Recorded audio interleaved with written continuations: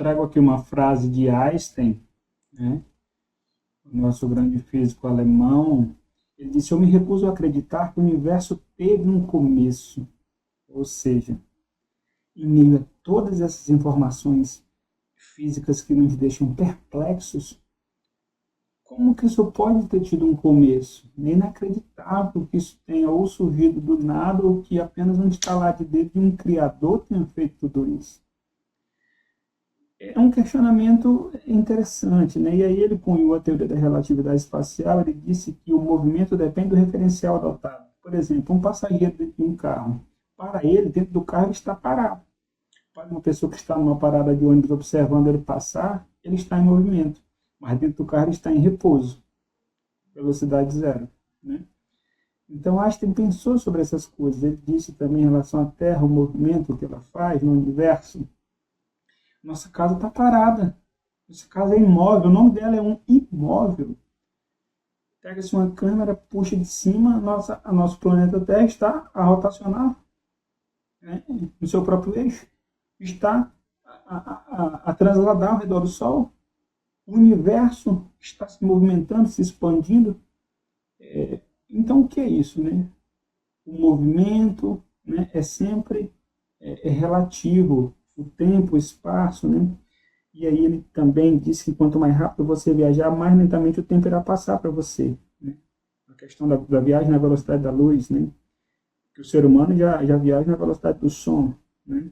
Que é uma velocidade aí pequena, de 333 metros por segundo, né? 333 metros em um segundo o som.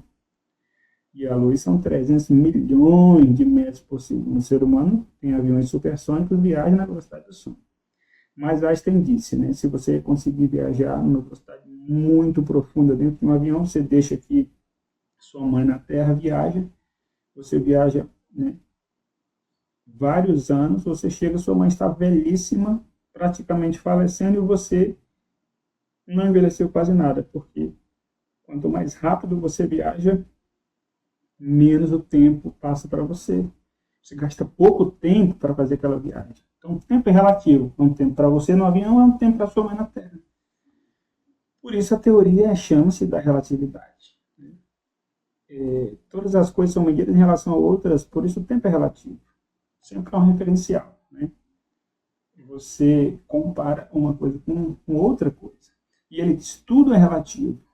Porém, eu trago aqui uma reflexão para fazermos, porque ele fala da relatividade absoluta de tudo. Então, mas vejam, se tudo é relativo, tudo, você engloba tudo, todas as coisas, isso é absoluto. Isso é absolutizar. Isso é o contrário da relatividade, né? Porque relatividade é uma mudança, né? É uma coisa que não é fixa, mas o tudo é algo fixo, é algo absoluto, é tudo e pronto. Então, talvez há uma contradição, porque tudo é relativo, menos essa expressão do Einstein, porque ela é absoluta. Ele, né, ele diz que é tudo, ou seja, não há exceção, não há uma variação, e ser relativo é variável, né?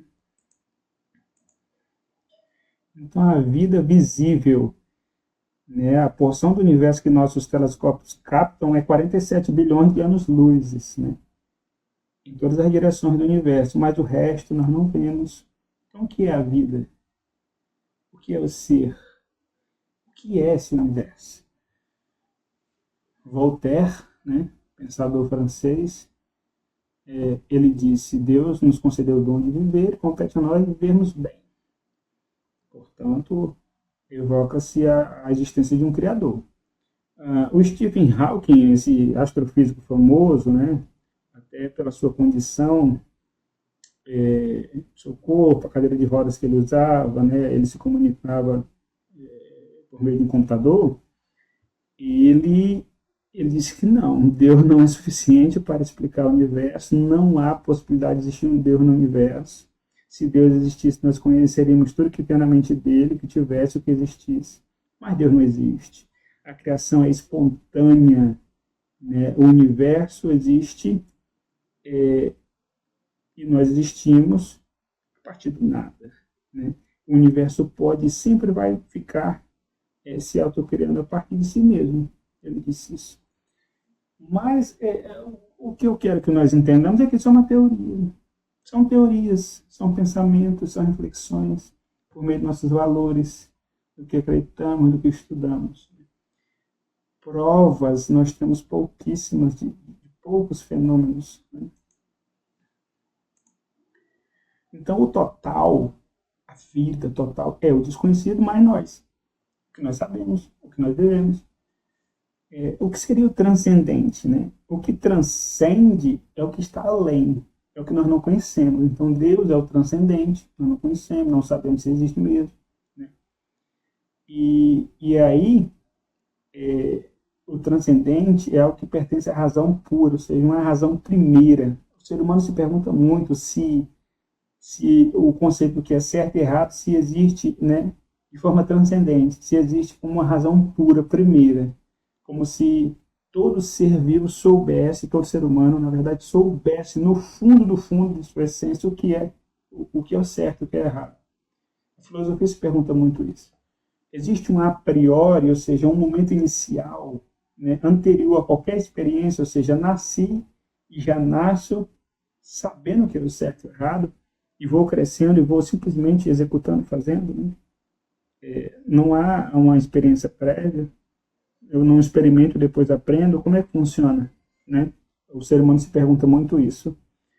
E Kant vai dizer, né, Immanuel Kant, filósofo alemão, que o transcendente, um exemplo, é o espaço e o tempo, porque ele está além de nós, ele já existe, nós nascemos em cima do espaço e do tempo. Então, o discurso filosófico sobre Deus está no nível da transcendência. O que transcende a experiência pode apenas ser pensado, intuído, desejado, não pode ser comprovado. E aí, nós nos perguntamos isso que eu falei agora, a ética é transcendente, né? Ela está além de tudo, ela sempre existiu, né? Kant diz, o homem tem uma racionalidade, uma ordem que é válida como lei para todos, e que não deriva da experiência, mas sim da razão.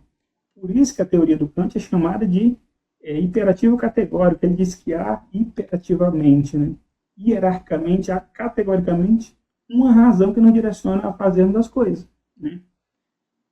Algo imanente, né? Algo pré-existente a tudo. Ou seja, outros vão dizer que não, que a gente vive e aprende na sociedade, interagindo, né?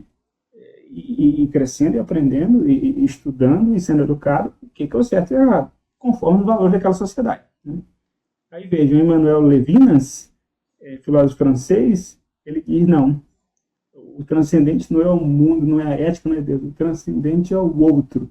O outro com o qual eu me relaciono é o que está além de mim, é o que eu preciso acessar, é o que eu preciso interagir. Eu não consigo acessar o ser humano, eu não consigo ingressar na mente de outra pessoa. É mais ou menos essa a ideia.